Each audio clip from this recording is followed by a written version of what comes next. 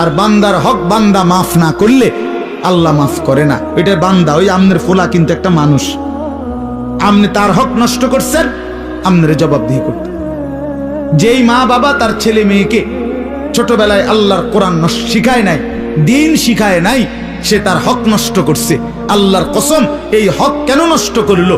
এই সন্তান হাসরের ময়দানে ওই বাবা মাকে জিজ্ঞেস করবে আল্লাহ পাকের সামনে। যদি জবাব দিতে না পারে বাবা মা, আর পারবেও না, কি জবাব দিবে? কি জবাব দিবে? পারবে না জবাব দিতে। অতএব সেই মা বাপ ওই সন্তানের হাতে হাসরের মাঠে চূড়ান্ত বেইজ্জতি হবে। হ্যাঁ, কি বেইজ্জতি হবে?